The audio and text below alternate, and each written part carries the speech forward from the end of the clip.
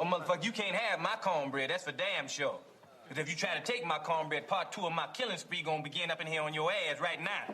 If you think about my cornbread, get the taste out your mouth, that's for damn sure. Now, fuck him. Fuck that. Because I'm from New York City, goddammit. Nobody take no cornbread from me. And that goes for you and any other you motherfucking farmers wanna try some shit. You fuck around with me, it's gonna be consequences and repercussions.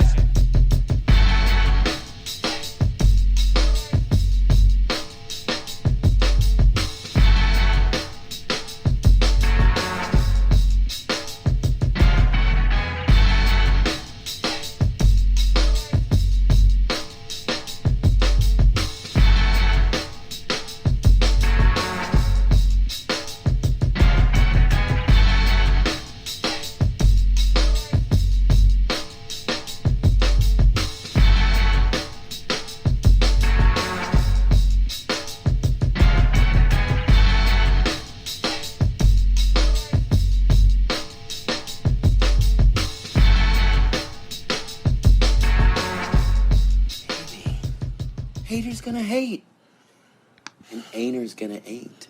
That is not an actual thing people say. What's happening? What's happening? What's happening? This is the Barbershop Sports Talk Podcast. Maestro Styles and Trey Frazier. We here, back for another week. We want to thank you for tuning in with us for another episode. And if it's your first time, then welcome. Welcome to the podcast, Barbershop Sports Talk Podcast, every Tuesday on www.barbershopsportstalkpodcast.com. Make sure you follow us on Instagram. The podcast is at Barbershop Sports Talk Podcast. You can follow me at Maestro Styles. You can follow Trey at Trey Frazier. If you're on Twitter, you can follow me at Maestro Styles, and you can follow Trey at Barbershop SPOR2. Make sure you like the Facebook page and subscribe to the YouTube channels. Trey, what's going on, man? Hey, man, I tell you what, man, I'm doing a whole lot better than 112 and Jagged Edge as far as a sound goes. Last night on that IG Live joint, that whole thing with the static and everything was a bit crazy, but I'm doing good, man. Gonna be some changes coming in the next couple of weeks. Schools are, well, not the schools anyway, but some of the daycares are starting to open up. My job is requiring everybody to be back in the office at some point next week, which will probably be just a couple of days out of the week for the next couple of weeks, and we'll kind of see how that goes. And so, this is just another step into what's considered to be normalcy at this point. Yeah, even though the numbers haven't gotten any better. Ever since most of these states, including our state, everybody seems to be, hitting the beaches, getting into larger crowds. People are starting to wear the mask a lot less, and more breakouts are happening. So, for those that think that we're back in some kind of normalcy, that this just ain't it, and it's probably not going to be for a while. Well, I mean, I don't know. Seems like they're trying to push for some normalcy. Oh, they're definitely pushing for normalcy. Yeah. I'm just saying that I'm just not 100% confident that pushing for it in the conditions we're in right now is the best thing right now. Yeah, I read. I'm sorry, I even got a couple of coworkers that's like, man, we just not sure about coming back into the office. I mean, I get people trying to put all these protocols and they want to check your temperature every morning and things like that. I get that, but I don't know about this. Yeah. Yeah, no. Yeah, folks are definitely getting sick for real. No, I was saying folks are definitely getting sick for real. I read somewhere on social media that yesterday was the first day in the DMV area that nobody died from COVID-19. So, I mean, if that's any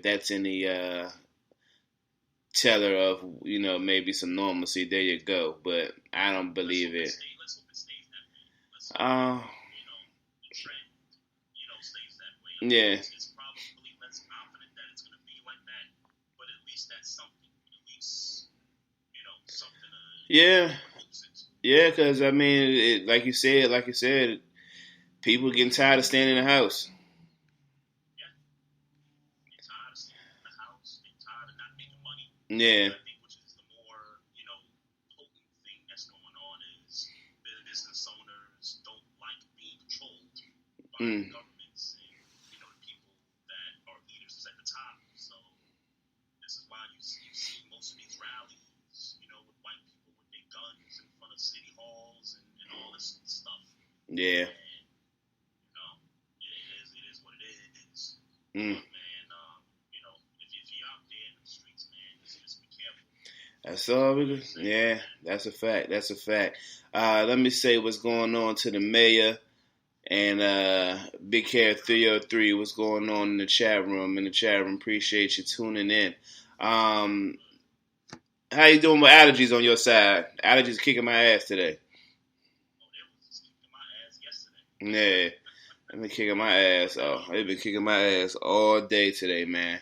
But I'm here. We fighting. Hey, man, gotta play sick at work. Yeah, Ain't the first time. won't be the last. I hear you, man. I hear you. So what we got on the docket? Hey, man. I'm trusting that this will be a quick. This won't be a 2 hour. We won't be giving them 2 hours this week, is my guess. It was a slow week. It was for certain a slow week. A slow week. I don't care about Peyton Manning, Tom Brady playing golf. Neither do I. I don't care about that, except for the fact that Tom Brady needs to find another pair of pants. That's all. Yeah, I don't care. I did see somewhere that he split his pants or something, but I didn't watch it. I didn't pretend to watch it. I know that Peyton and Tiger won because the notification pop up on your phone, but I didn't care either. Certainly in my mind, the news of the week is Jerry Sloan passing at 78 due to Parkinson's complications of Parkinson's disease. I don't know Lewy body dementia if I'm reading that right. Definitely rest. Yeah, neither had I. My grandfather passed from Parkinson's, so I'm aware of Parkinson's, but I don't know about Lewy body dementia. But nonetheless, I want to say rest in peace to Jerry Sloan and condolences to the family. And condolences to the city of Utah and Utah basketball. Obviously not a more decorated coach in the area than Jerry Sloan. From 1988 to 2011. Yeah. That's about 23 years of coaching that franchise. Mm-hmm. Regular season record, 1,127 wins versus 682 losses. That's a pretty good record, man. Yeah. For a guy being there for such a long time in a postseason record, 96 wins, 100 losses. And they never won the chip because Jordan was Jordan. But I gotta tell you, he was one of the better coaches in the league. Yeah. I remember, before Andy Reid won the Super Bowl, a few months ago, we used to compare these two guys because they were consistent for so long in their respective sports, but they just never win the big one. And, Jerry Sloan, definitely fits that. Had a couple Hall of Famers on those Jazz teams in the 90s. Even, when he had Carlos Boozer and Darren Williams for a few years there, they were still successful. Running that pick and roll. Running the pick and roll, yeah, they were very successful with doing that. And, would rest in peace to Jerry Sloan and shout out to the family. My condolences. Yeah. But it does remind me, though, I'm just kind of looking up the Jazz's season records and things like that. This is probably, I thought about this a couple of days ago. This franchise is probably, of all the sports, probably the best franchise without a championship. Given the number of squads they've had over the years. You go from Stockton and Malone to Boozer and Darren Williams, and then now you go with this group under Quinn Snyder Fisher, Gobert, and those guys. The Jazz have been a very competitive franchise almost 30 years now. Yeah. When you kind of look at the records and go back in history, they've been very good. And even the coach that was there before Jerry Sloan, this guy's name is Frank Layden, and I'm not really familiar with the guy, but he was there from 81 to 88. Regular season record not so great, but they went to the playoffs a few times.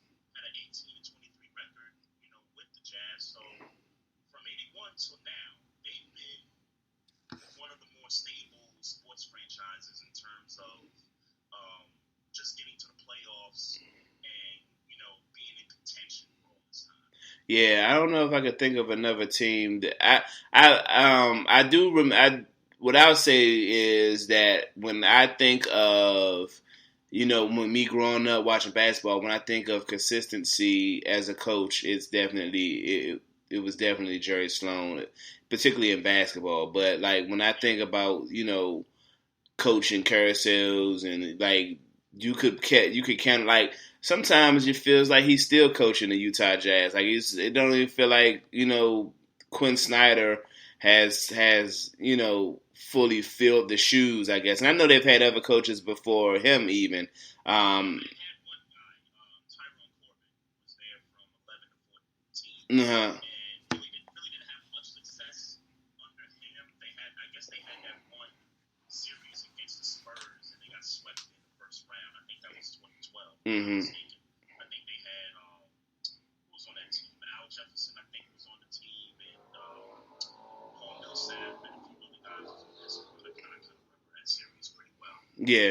Yeah, but consistency, like all pretty much from me being, watching basketball and up until what you say? What year was this last year? 11, you say? But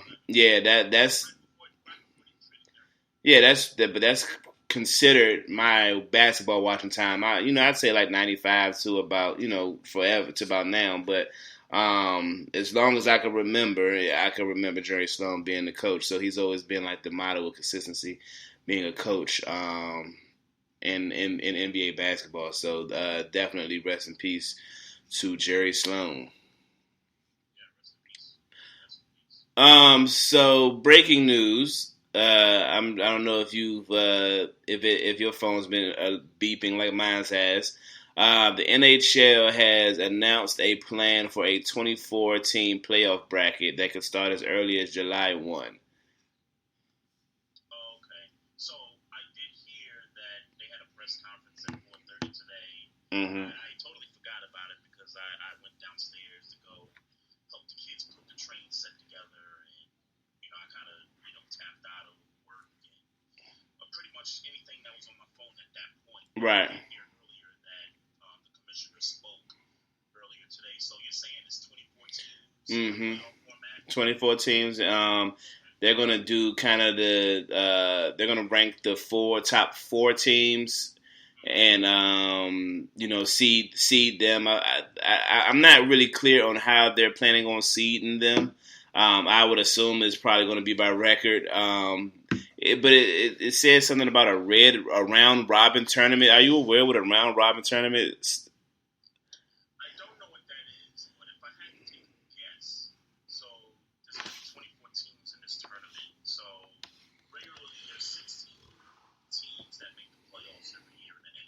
Right. So it sounds to me like there's going to be 8 teams that are going to be playing sort of these playing games to get to the actual playoffs. Right. That's what it sounds like to me. Okay. And then well, like I said, those four top seeded teams that have buys. So, like you said, it'll probably be that. Then they are still deciding whether they want to do 5 or 7 games in those first rounds, but they still do intend on playing 7 games per round. So the best out of 7. I'm sorry, not 7 games per round, but the best out of 7. So well, as far as I read, they're not sure if they're going to do that in the first round. The first round they may do best out of 5, but they haven't 100% decided yet. But as of right now, is best of 7 all the way through. Okay. Yeah, I just pulled up an article here, so I'm just going to pick a paragraph here because it says something about the remaining 16 teams. Because I think the top 8 will probably play separate round robin tournaments to determine the seeding. So it says the remaining 16 teams seeded by conference will play best of 5 play-in series. These games will be played with playoff overtime rules, and play-in series will determine which teams advance to the traditional 16-team Stanley Cup playoff bracket. So it's kind of like what I was saying earlier, is that the last 8, even though it's still going to be 16 teams, a part of the play-in games, but it'll still determine who gets to play in the actual playoff, traditional 16-team playoff thing. So, okay. You cool with that? Yeah, look, I'm good with that, man. You know, I don't necessarily have a hockey team per se, so I guess by default, I root for any of the New York teams, whether it be the Rangers or the Islanders or whatever. But I know you said you're a fake Capitals fan, but I know they're one of the top teams. Yeah, Right? That's for sure. Yeah. So, I don't see a problem with it. I don't see an issue with it. Now, did they discuss locations of where they're going to have these games and stuff? I didn't see that anywhere. Time still settled. Oh, okay. Yeah, I didn't see if that was the case. I see something here. He says Chicago, Columbus, Dallas, Edmonton, Vegas, LA, Minnesota, Pittsburgh, Toronto, Vancouver. Those are places being considered for like hubs. So I think they're either going to have 2 hubs, kind of similar to what the NBA is trying to do with the Vegas and Orlando thing. There's talks of possibly 4 different locations. So I don't know in regards to that. Given the climate in July, I would assume that they try to go as they possibly can. Because, the further south they go, or even, kind of mid-United States area, it's going to be sweltering hot. I'm just not sure that some of these facilities can keep their buildings to a temperature to where the ice won't be an issue. Ain't this normally? They may, if they start on July 1, they may be a few weeks off of the championship. Couple weeks, like 2, 3 weeks. Yeah, they'll be 2 or 3 weeks off. I think they'll work it out just fine. Yeah, I think they will too. But I'm just curious as to, what's the thinking behind it. Because, I know some Julys get really hotter than some Junes, even though it's, a couple of weeks, 3 weeks apart from when they normally end. And if they're talking about Vegas being one of the options, Vegas got some dry heat, man. I've been to Vegas almost 10 years ago. It was a $110. Yeah. Now it's a $110 for me, so it's no joke. I know of that option. Use that locale. Yeah. See where they host these games at. I did forget to mention in the rest in peace section that we want to send a rest in peace to NCAA coach Eddie Sutton, who died of natural causes at 84. The first coach to take 4 different teams to the tournament. One of those over 800 win coaches, so definitely a NCAA coaching royalty. Rest in peace to him and his family. Yes, sir. I wish I had something on Eddie Sutton. Don't really, know his work all that Yeah. well. But, from what I hear, one of the better coaches in men's basketball. Certainly a loss for that community. Shout out to his Eagles and, condolences and everything. Rest in peace to Eddie Sutton. Yep. And also today is Lauryn Hill's birthday. Happy birthday to Lauryn Hill. Yeah. Yeah. So the ESPYs have been announced as a remote award show that will be hosted by Sue Bird, Megan Rapinoe, and Russell Wilson. If you're not familiar with Megan Rapinoe, she's a soccer player. Okay, I've heard the name, but I didn't know what she did, so I had to look it up real quick.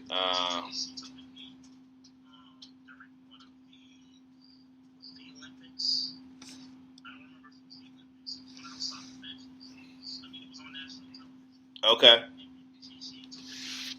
That's all I remember about the situation. I don't, want to get into anything further because I honestly don't know, what the logistics of that was. I just remember visually seeing her taking a knee. Okay. During the national Well, anthem. shouts out to her. Yeah, shouts out to her. Any thoughts on? Have we seen an at home award show yet? Have we seen that yet? I have not. Now, I do know that the BET Awards is coming up, and they're going to do a show this year. It's- Virtually. Yeah. So that'll be interesting to see how they work that whole thing out. So this will be our first one this year, our first virtual award show this year. I believe it'll be the first virtual show for this year. Yes. Okay. I just wonder how it's gonna look. I mean, I guess like much like the draft and everything else, you just wonder how it's gonna look. Yeah. I think. I think the BET Awards is going to be an interesting thing. I think the ESPYs, I think, is going to be quite interesting. I can tell you what. I think at the end of the day, I think both parties are going to be successful in operating this awards program, respectively. Yeah. I think it's going to be no different if you were a person that you knew was going to get the award and you was unable to make the event, you just doing a message from home. It's kind of easy, for a person to do that, especially if it's someone that experienced not being present for the award, but was able to give a speech virtually. So at least you'll have that. But yeah, that'll be interesting. I imagine the ESPYs will be very centered around one Kobe being Black Mamba Bryant. Mm-hmm. I would imagine that the consensus will be around that. And if that's the case, then I'm on. And then I wonder what they're gonna do. Especially again with it being virtual, and how they're gonna, obviously you would think there's gonna be some type of a musical tribute or something, but who's gonna do it? How? I guess I would imagine that we certainly do for another Andre Day performance. Something like that. Yeah. Yeah, I the moment Kobe passed, I just knew that between the Lakers regular season, they did the tribute one night, and then they did the whole big memorial a few weeks later, and then he got inducted into the Basketball Hall of Fame this year. Congratulations to Kobe Bryant and his family, and shout out to Duncan and KG also. They got inducted this year also. Yeah. Deserved for that. Yeah. I imagine already that this is going to be a year where we were going to tote Kobe Bryant's name, here and there, and the ESPYs coming up. Yeah, that's a great opportunity to discuss more of the life of Kobe Bryant. I figure that's where we'll be headed at. So Yeah. that'll be interesting to see. Yeah. Performances virtually from artists and things like that, and I've seen that take place, and I guess it's no different than what we're seeing versus with the IG battles. Everybody's just kind of. I would imagine that the sound's a little bit better. I would hope so. Yeah. I would hope that the sound is just as better, a whole lot better, especially from what I saw last night. Yeah. Yeah. So the show, the ESPYs, is going to be on June 21st on ESPN, obviously. So if you're of that, I probably won't watch, to be honest with you, but I figured I'd put it out there. And the BET Awards, I think, is a few days after the ESPYs.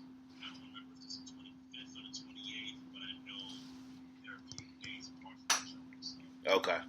Yeah. So, shouts out to the ESPYs. Like I said, I probably won't watch it, but there you go. Did you watch? Are you interested? Let me say this. Are you interested in a Lance Armstrong documentary? Are you interested in it? Okay. And I saw that they were promoting the documentary, after the Last Dance final episode. I saw that, and I'm just like, do I really care about this? Yeah. Do I care about cycling other than me, running a bike myself? I don't care. Mm-hmm. Yeah. I turned it on. Not necessarily. I just turned on my TV and it happened to be on ESPN, so it was on, and I fell asleep on it quickly. But they're doing another uncensored documentary on Lance Armstrong. I'm not gonna watch it either. I just figured I'd mention. Well, this would have been part one that just passed, I believe, and it's under the 30 for 30 mantra. So I'm not, like I said, I didn't watch it. I didn't even realize that one was coming on. I just happened to turn on ESPN and there it was. So, I wondered were you interested? Because I'm not. I am not interested in that. A couple things. So it seems like ESPN has fallen in love with the uncensored Mm-hmm. documentary Mm-hmm. after the Last Dance. Now they're doing this with Lance Armstrong's documentary. Yeah.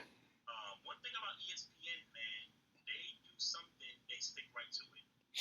Hey. I remember when the ESPYs was airing on ESPN for so many years, and then once they got to the year, and I don't remember what year it was, but I remember it was the year where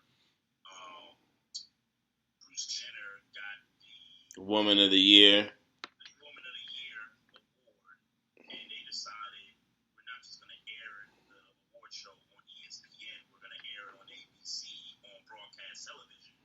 And from that point on, every ESPY has been airing on ABC. So ESPN is really good about doing one thing and sticking to it. So the other thing I wanted to get to, we talked about 30 for 30s. I did see the Mark McGuire, Sammy Sosa 30 for 30 that's coming up. Yeah. I am interested in that. That I'll watch. I am interested in that one. And it's funny because I saw the preview when I felt like they already came out with something similar to this. And I did some research, and it turns out that they didn't come out with this one yet. So that'll be a new documentary to see, what that was about. Uncensored. I watched that uncensored. Yeah, I definitely watched that. Mm-hmm. Yeah. Yeah. Who wouldn't want to see Sammy Sosa bleach himself? You know what I'm saying? I still don't understand. Yeah, I don't understand why he did that, but I don't know either. Hey, there's a couple documentaries, so I just want to kind of run through this list here real quick. So, when we were watching the Last Dance, during commercials, they were promoting the Don Sterling LA Clippers documentary and how that thing just kind of. oh man, I didn't know they was doing that. Yeah, they were promoting that. Now, this particular documentary is going to be on the, if I'm saying it right, the Quibi app. Okay, IBI. Yep. I don't know how to pronounce it. Nah, I'm here for that. But yeah, it's going to be on that platform. I actually downloaded the app. There is a 14-day trial, so when I get the opportunity, and I got to check first to see if they released it yet. Right. Gave a date for it yet, but I want to make sure that I start that trial when that documentary premieres. But just to kind of give you, since it sounded like you didn't see the previews for it, I know Jamel Hill speaking on it, Chris Paul, Matt Barnes, Doc Rivers, DeAndre Jordan, just to name a few people, and it looks like it's an interesting piece. And we may feel like we know everything about what happened, but I get the sense that we're going to learn some. Oh no, I know we don't know everything about. I know we don't know everything that happened because we talking about a sex scandal. I mean, not a sex scandal, but you're talking about a relationship. Yeah, and I would imagine that how they met and their dealings on a day-to-day basis, that we're going to have a little more information than what was reported back when it happened. I mean, that's just that's a juicy per se thing. That's like Love and Hip Hop type shit. Like, I'm for it. Like I said, I'm here for it. I want to know. I want to hear, and you know who I don't want to hear. I want to hear from Stiviano, man. I want to hear from her, man. I want to know. It's interesting if she's going to be talking on that. Yeah. I didn't see her in any of the previews talking, so. They might have been saving that because that's gasoline. They might be saving that promo. That's gasoline right there. Oh, of course. If they got her, that's gasoline. That's good. That ain't nothing but good TV right there. Oh, of course. So, looking forward to that one. Definitely. And remember, it's on Quibi. So, make sure y'all download that app or, Hey, check your volume. Double check your volume. Make sure you good. Mocha said you coming in low. Okay. I'll just turn up my microphone just a little bit. Okay. Just so, I don't want to make it too loud. So, all right. So, Mocha, hopefully that's better. Let me know in the chat if I'm still coming in low, and I'll make some more adjustments there. So, and the other documentary that I wanted to, talk about, and I'm sure you'll be loving this one, Maestro. The name of it is called Basketball County in the Water. It's Prince George's County. Oh, that's already out. It's already out. Yeah, that's already out. I haven't had a chance to watch it yet, but from Kevin Durant's people. Yep. Yeah, that's one I definitely want to push. I'm definitely interested to watch that one, being that it's local, and it talks about some of the cats that come out of Asian County to the league and all that. Mm-hmm. Cats, man, it's nice to see that. I forgot. Honestly, I forgot about it, but I'm definitely gonna. Now that I got this Fire Stick, I'm definitely gonna make sure I look at that. Do you know how long it's been out? At least a few weeks. Because I just caught wind of it maybe over the weekend. Oh no, it's been it's been going down. Yeah, it's been rotating for at least a couple of weeks, I would say. Oh, okay. Yeah. Yeah, that's what's up. It was Showtime on Showtime. On Showtime. Yeah. Mm-hmm. I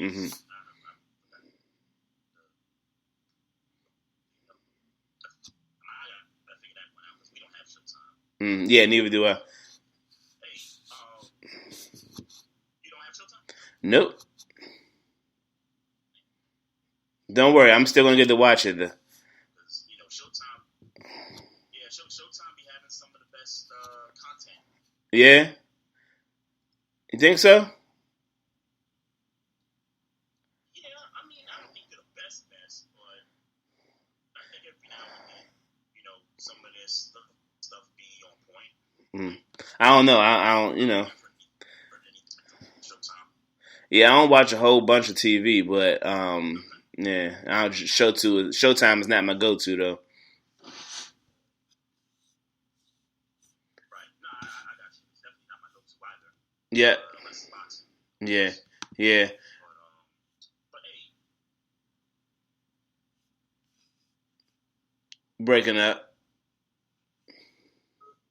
Yep, of course.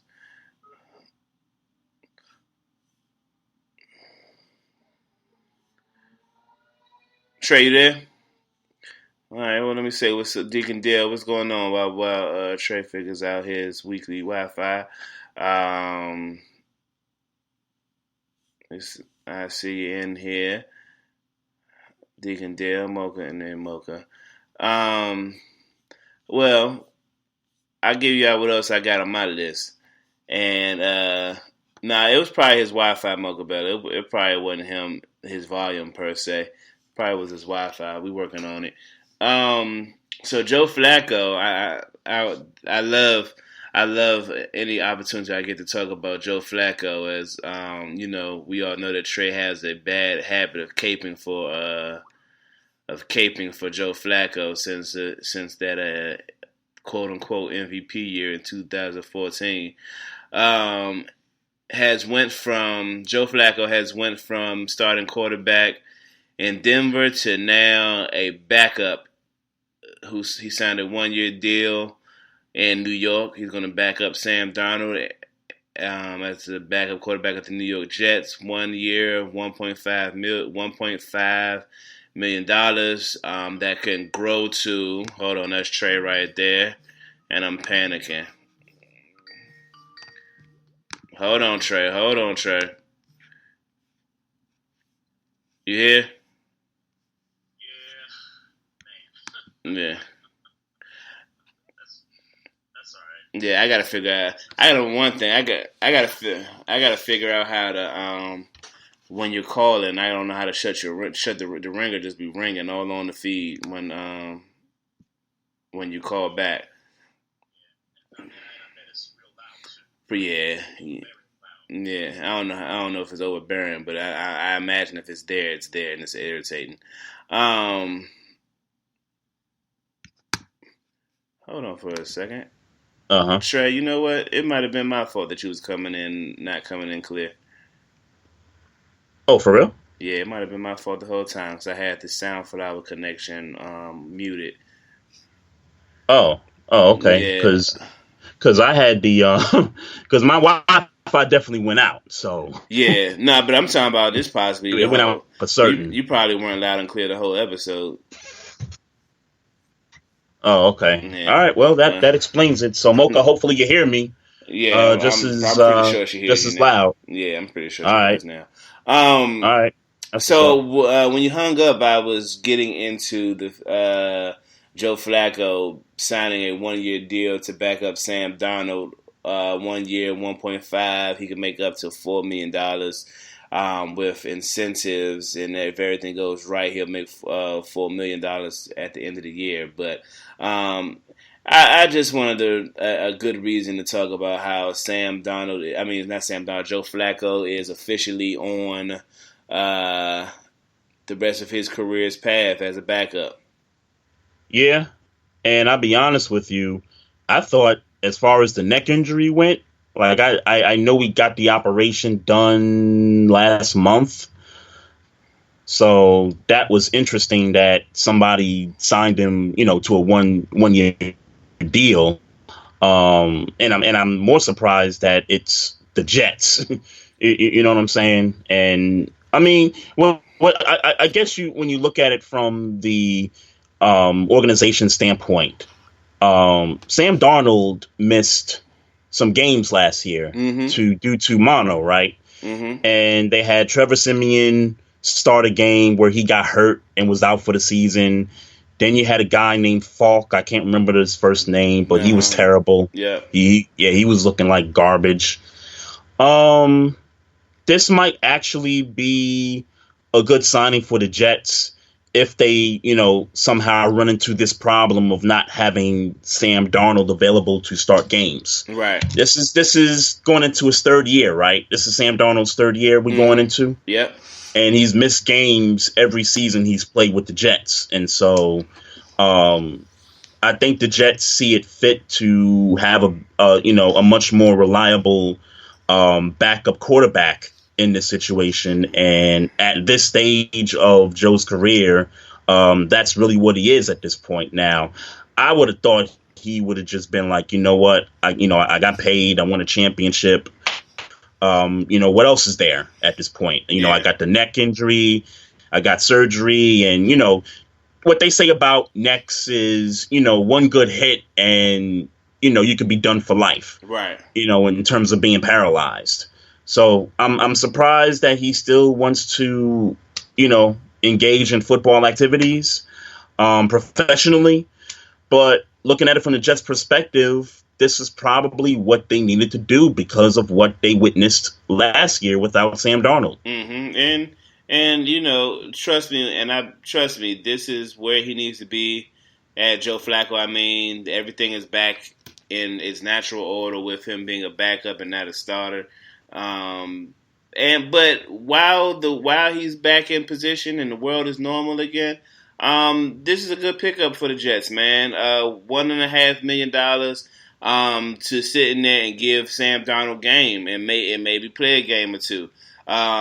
This is a good contract, man. This is a good deal. I hope it works out for Sam Darnold, if anybody.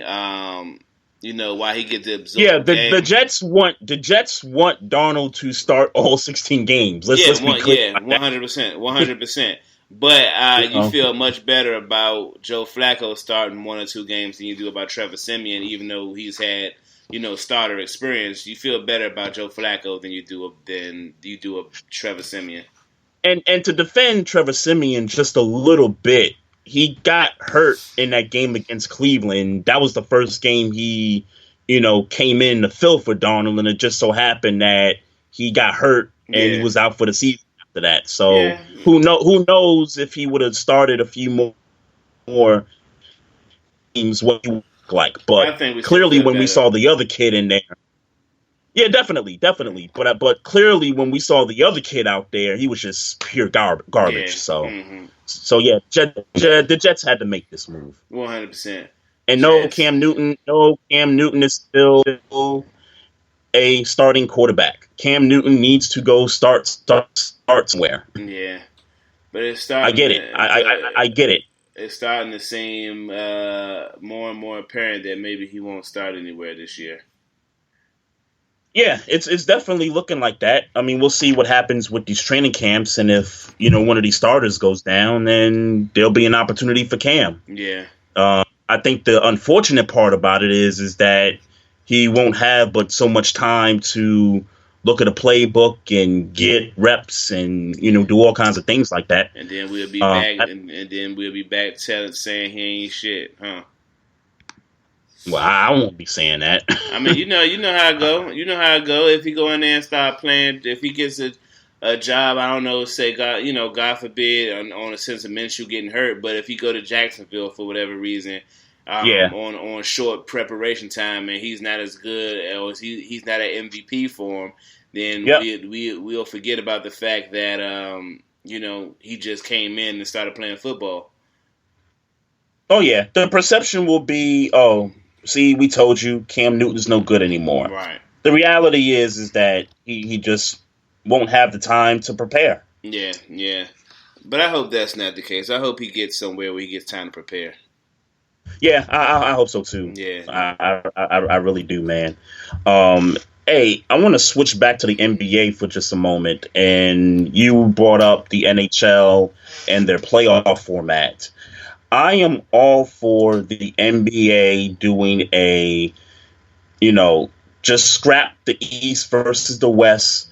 Let's just see the teams 1 through 16 and, let it be 1 versus 16, 2 versus 15, and so on and so on and so on. I'm all for that. But you going best of 7 or going NCAA style? I go best of 7. Okay. I was just go best of 7. Best of 7. Okay. Yeah, Like I as a matter of fact, I got the matchups right here, and I'm interested to kind of get your take here. Milwaukee versus the Magic, which would have been a matchup if it was East versus West, but we know the Bucks are going to mop the floor with the Orlando Magic. That's the only issue, and this bias. The only issue is that the Wizards would not be in this playoff system. Oh yeah, no, they wouldn't be. Really, when you break it down, all the teams that would be in under the East-West format are still going to be all the teams. Yeah, they would all still be in if they do it 1 through 16.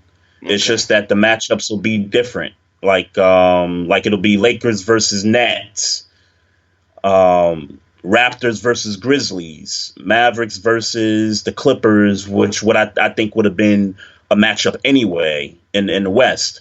Celtics versus Sixers. That's a pretty good matchup right there. Mm-hmm. Nuggets versus Pacers. That would be the I guess we talked about what was it, Lakers and Nets, that being an East versus West matchup. But Right. there you have another East-West matchup in the first round. You got Nuggets and Pacers. And then you got the Jazz and Rockets, and then you got the Heat and the Thunder. Yeah, it's not that I just want the Wizards to be in. That's all.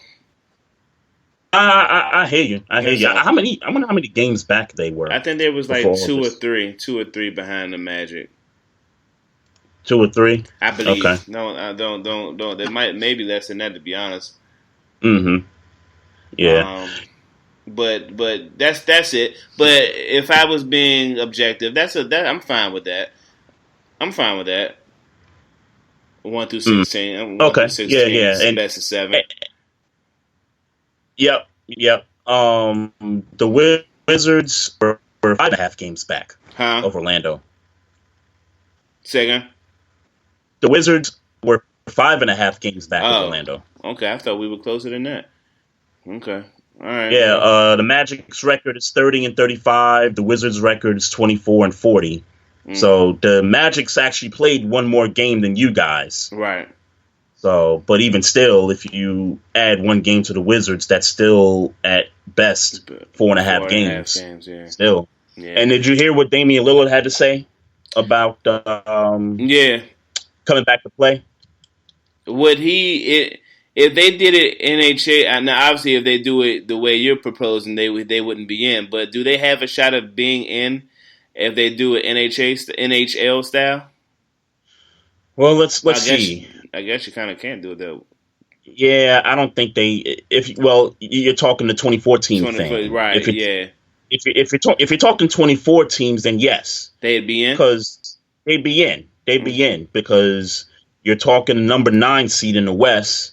They're 29-37, and the Grizzlies, which is number 8, they're 32-33. That's a 3.5 game cushion right there. Yeah, and they're tied with the Pelicans and the Kings for that 9 spot. Yeah, I ain't mad at them, but I ain't mad at them if they ain't got no real reason of being at no idea of getting in the playoffs. Yeah, I ain't mad at them either. Yeah, the Warriors shut it down. They are vocal in that they shut it down. Yeah, and quite frankly, all these other teams should do the same. The Knicks, the Cavs, the Hawks, Detroit, all these teams shut it down. Need to do the same thing. Just forget the regular season.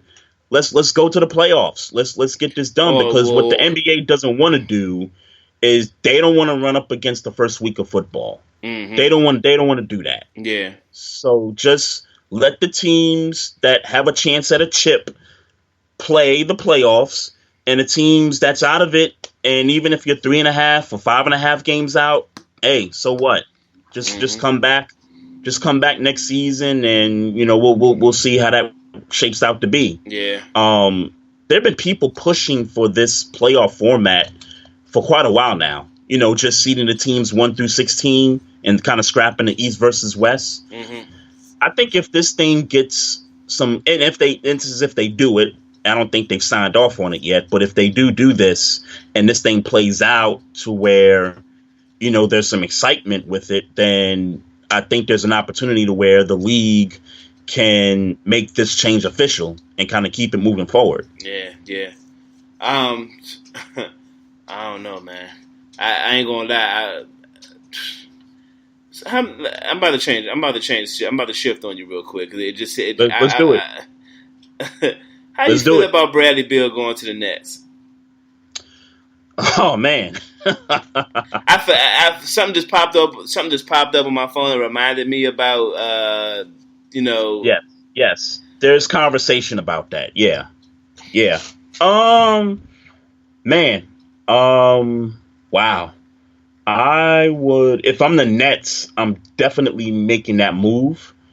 And obviously you're concerned about, Durant coming back healthy and Kyrie coming back healthy and everything like that. But, I would put Spencer Dinwiddie, Karis LeVert, and maybe a draft pick or 2 and offer Washington, that kind of package to get Bradley Beal and his salary. Yeah, I would do that. Man, I would do that because, it's kind of what I've been saying, man.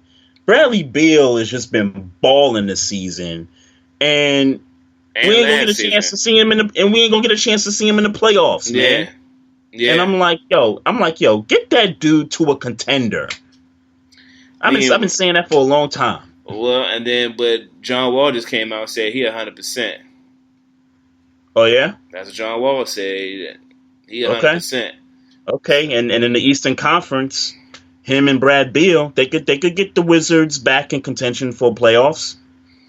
I hope they could do that, and make some other moves.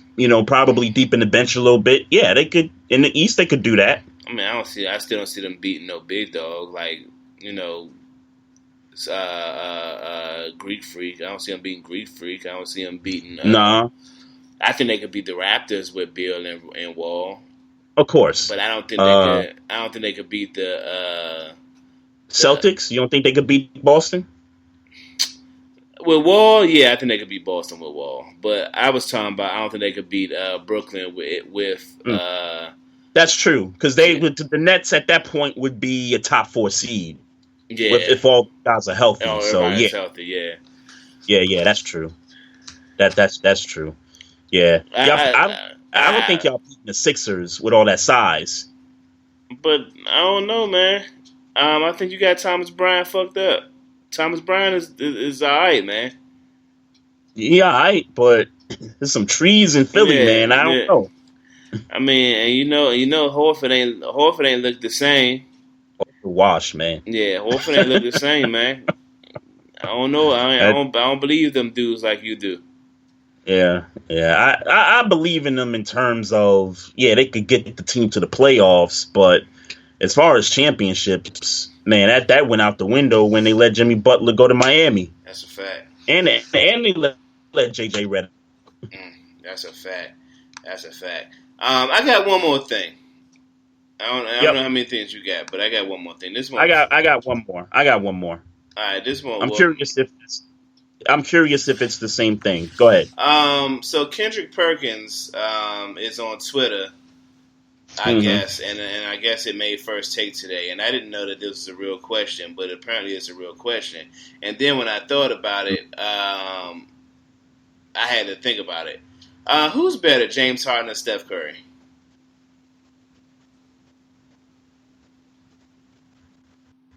I think you broke up for a minute, but I think you were asking who's better, James Harden or who? Steph Curry. Steph Curry? Yeah.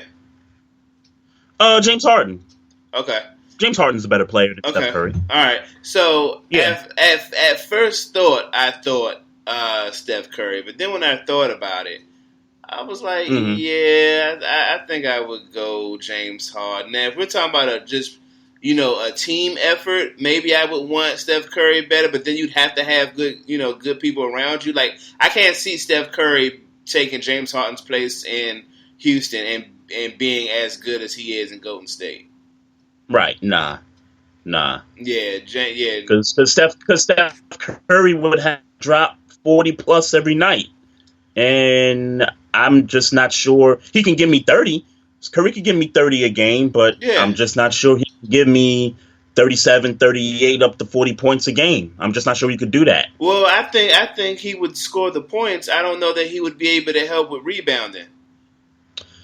Yeah, that's true. I don't think he'd be able. He lacks in that. Yeah, for certain. Well, because he's smaller. James Harden is bigger. Right. He gets to the paint better than Steph Curry does. Yep. Yeah, and he shoots gets to the foul line. Yeah, shoots just as well.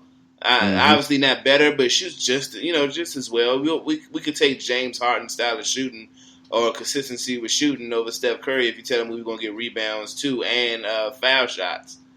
Yeah, right. Yeah, I think we're on the same page. James Harden is the better player when you consider rebounds, assists, shooting. Just kind of an all-around player. He's just better than Steph. But Steph by himself is one of the greater shooters of all time. No, in he's this league. The best shooter of all time. That's where I'm at. He's the best shooter of all time. He's the best. He's the best. Okay. But Yeah, I mean, I got some people in the conversation for that, but we can, we can yeah, debate that another time. yeah, but yeah, James Harden is the better player. I just want to. That is the conclusion that I came to, that he is definitely the better ball player all around. Right. And the Yeah, no only thing doubt. that he does better than the only thing that Curry does better is shoot. He might he play a little. He played, but at least he tries to play defense. I mean, we got plenty of video where James Harden just doesn't even try to play. And I've never seen Curry just not play. Now, he's been not good sometimes, but at least he tried. He tries a little more than I see James Harden historically. So, Right. yeah, but I still give the nod to James Harden. Yeah. Yep. Yeah. No doubt about it. And just one more point to that. Defensively, I think Steph is more of a liability on defense than James Harden is, even though we've criticized James Harden's defense in the past. I think he's, stepped up in that department. Yeah, I'm about to say, when you defense. get him to play, he plays decent defense. Yep.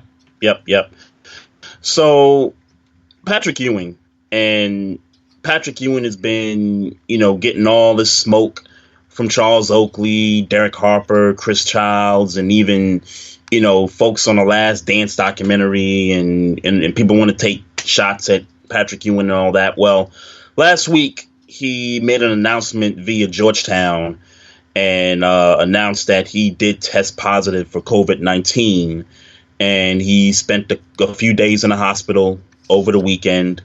And just yesterday, I believe, he was released and is actually doing much better than he was when he went in, and is at home recovering. Mm-hmm. So I just want to give a big shout out to the homie Patrick Ewing. I think he's like 57, 58 years old now, man. So he's definitely closer to that group of people to where it's more vulnerable for these kind of cases. Yeah. So I definitely want to, send love and, props to Patrick Ewing for, surviving this thing, and, get well soon, Patrick. For sure. I did mean to put that in the earlier announcements, but definitely get well soon to Patrick Ewing and to the family, anybody else who might be affected, because there's always that point, like, all right, he at home with some other people that, Yep. Got to be safe. So yeah. Yep. Even Charles Oakley gave him a shout out on Twitter. Yeah. So was happy to see that too. So I don't think their beef was real. Not beef, but the criticism. It was just like it was just criticism. Yeah. I didn't think it was real either. Yeah. So hey, you was right, man. We're at the hour point. And, man. We ready to wrap this thing up? Yeah, man. I'm gonna cook some pork chops, man. I'm gonna come off here and make some pork chops.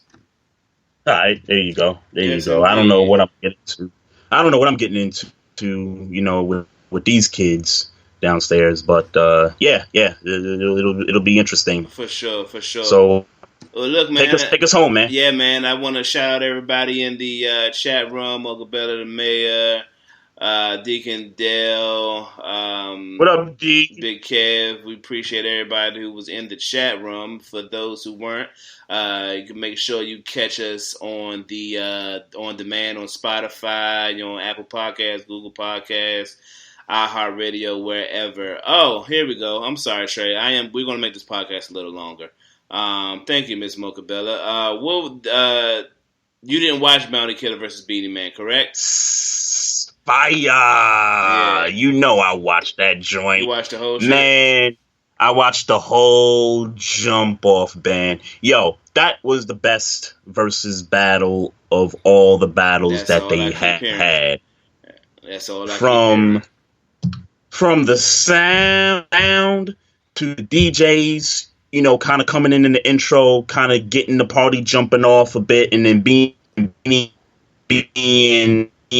and they do their thing back and forth. It was face to face. They were in Jamaica too. I got that confirmed from somebody. Yeah. They were in Jamaica. Yeah. And I don't know what Wi-Fi system they've been using, but that thing was crisp. No issues whatsoever. Hey, Beanie Man won. Let's put it out there. Beanie Man won. He just has more hits in terms of mainstream.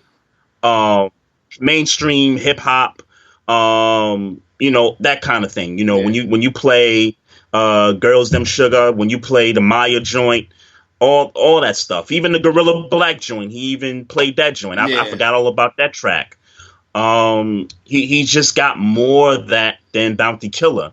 Now I tell you what, with Bounty Killer, one of the things I did learn was back in '93 when those two first got together. They had like a little beef at first, but then they did a few songs together, and they ended up being good friends, kind of moving forward. So I thought that was pretty cool of them to talk about that.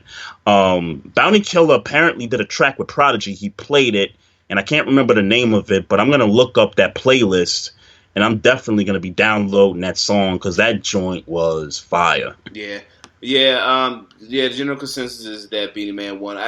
The major difference, like you said, was the sound, but they were savvy enough to say, instead of doing split screen, because split screens affect the quality of the videos, yes, that's fine. Let's try to link up and do it together. And like you said, and then the sound was almost as good as a D Nice live. So that's what they did. Yep.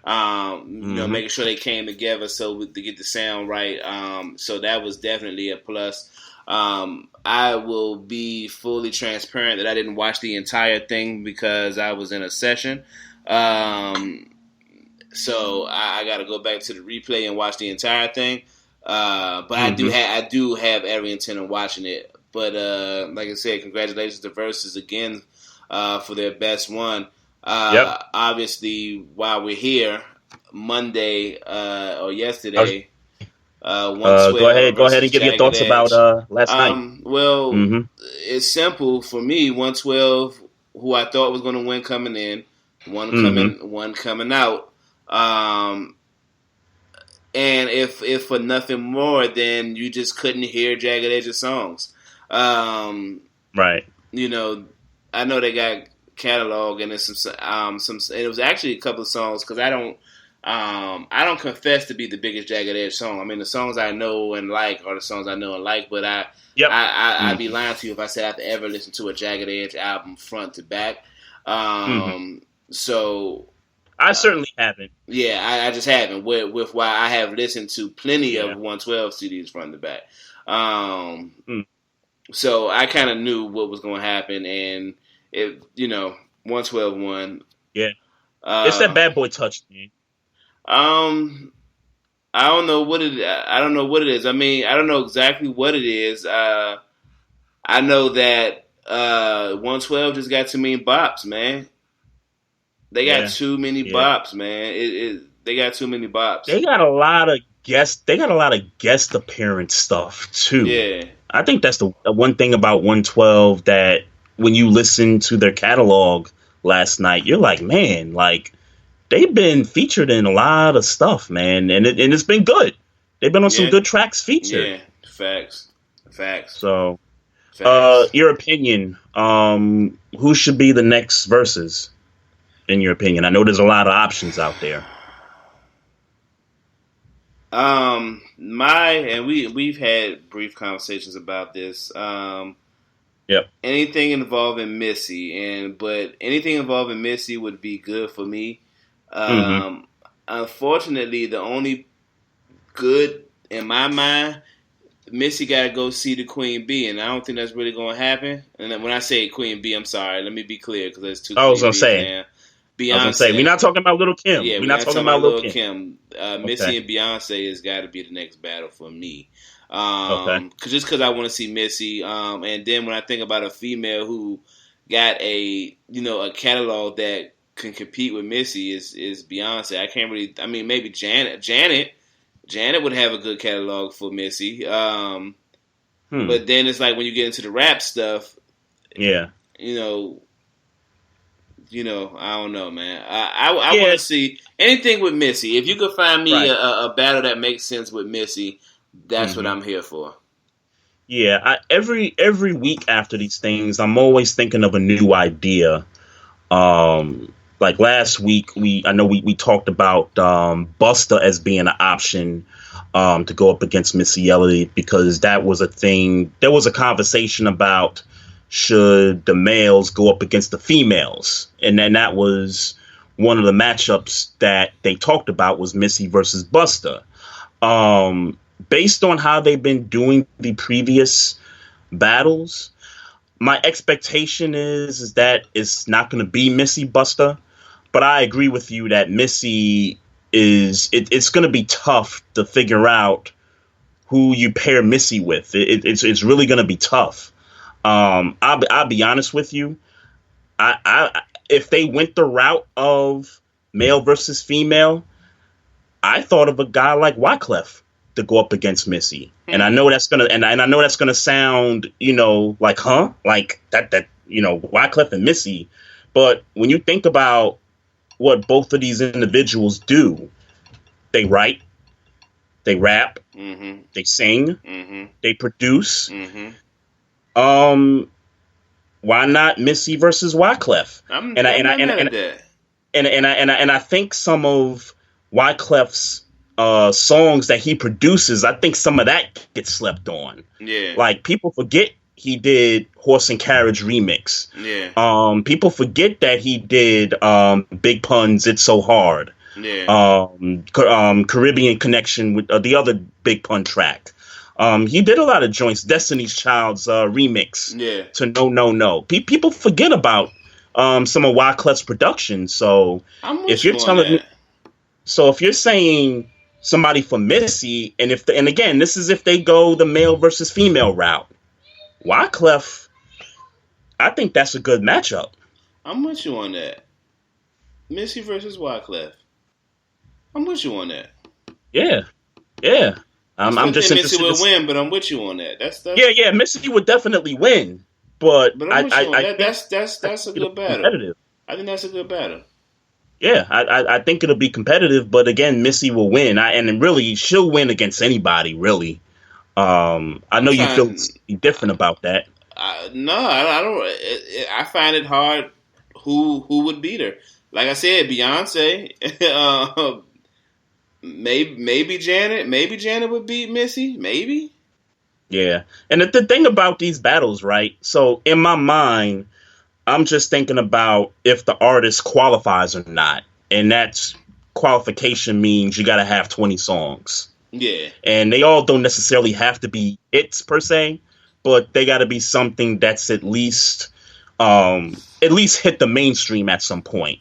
Or a record that, mostly rap heads or, R&B, whatever the genre is, has played. It's got to be that. Right.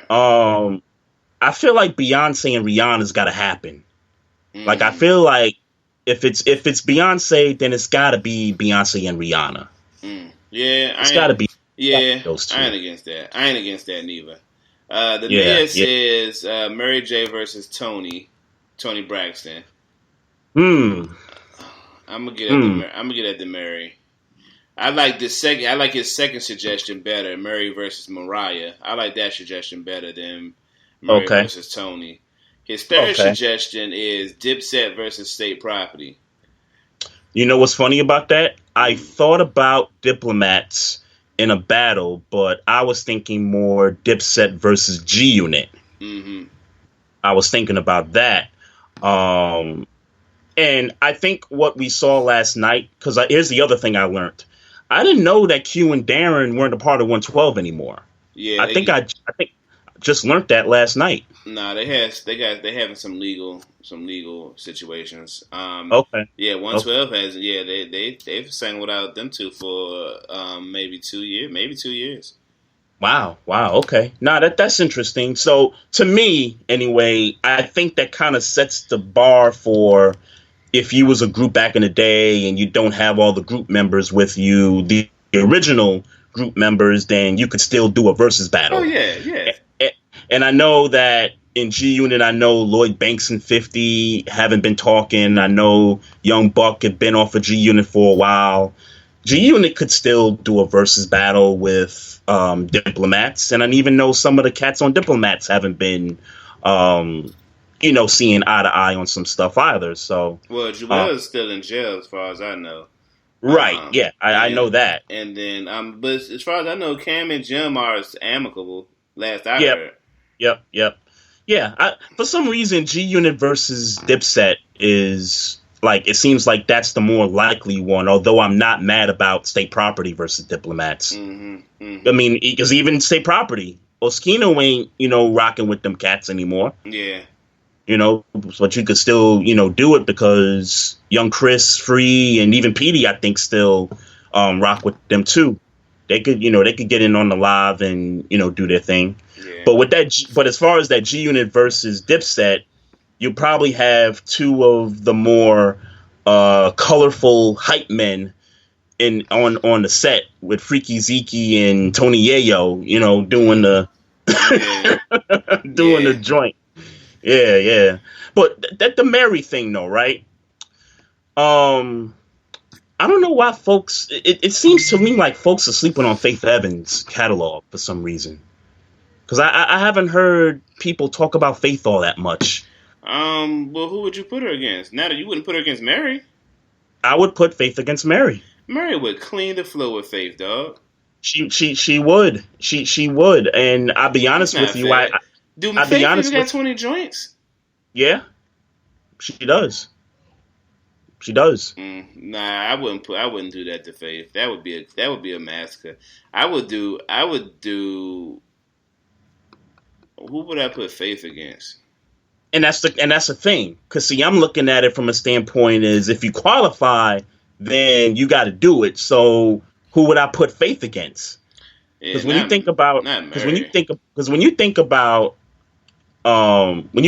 the R&B ladies, the single ones, and I don't mean relationship, but solo. In my head, it's Tamia versus Deborah Cox. In my head, It's probably Mariah versus.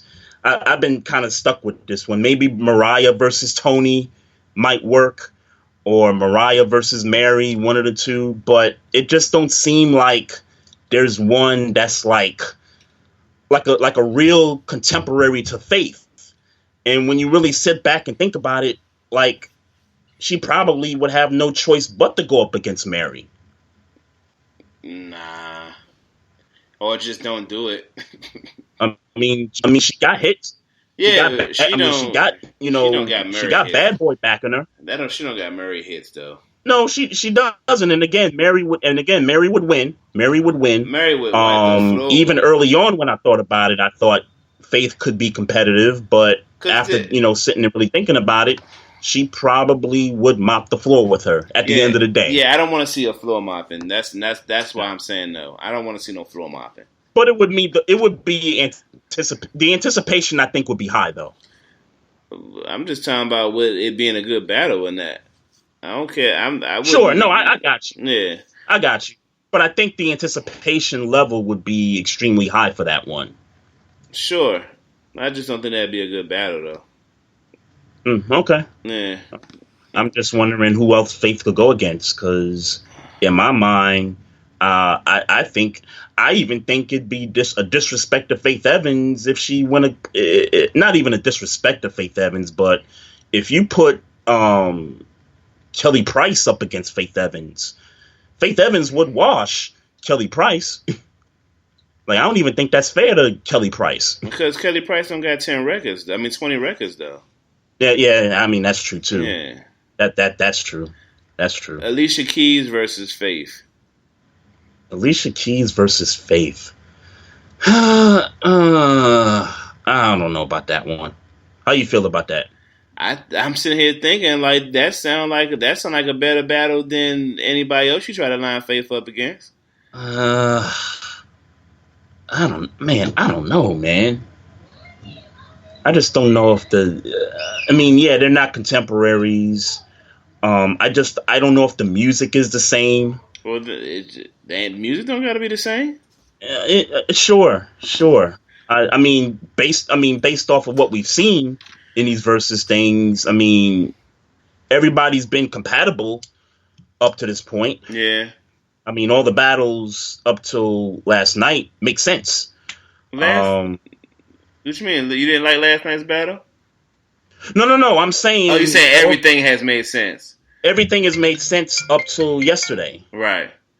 And so I'm just, the whole faith thing, because when Swiss and Timberland have these conversations after these battles and stuff, no one ever throws around faith. And, a couple of people throw faith in the comments and stuff, but I'm like, why y'all sleeping on Faith Evans? Like, she got a catalog. She got some hits. What's the deal with that? And if it's anybody you want to put her with, Mary and Faith seem like it makes the most sense, even though it'll probably be a wash on Mary's side. But that's why I don't see it how it makes sense, because everybody knows it's going to be a wash. I don't know. I don't know. Might have to think about that one a little bit harder. I like Alicia. Low key, I like Alicia Keys versus Faith. Alicia Keys versus Faith Evans. Wow. Yeah, I'd have to think about that one. Yeah, we won't. And the last good. I didn't see this one. The mayor mentions New Edition versus Boys to Men. Yeah, I've heard of such things too. Yeah, that makes sense. That makes sense. Brandy versus Brandy would clean Faith Evans up. Let me be very clear. Brandy versus Faith Evans. Brandy would clean Faith Evans' clock. I gotta see what 20 joints Brandy would play. Brandy, all right, yeah, Brandy would. Well, let me sign out, bro. It seems like you got a lot going on right now. Yeah, I don't. Yeah, okay. Right. Yeah. Hey, for the second time, I want to thank everybody in the chat room. If you want to follow us, make sure you follow us on Instagram at Barbershop Sports Talk Podcast. You can follow me at Maestro Styles. You can follow Trey at Trey Frazier on Twitter. You can follow me at Maestro Styles and Trey at Barbershop SPOR2. Make sure you like the Facebook page and follow the subscribe to the YouTube page. For Trey Frazier, this is Maestro Styles, and we will see y'all next week. Peace.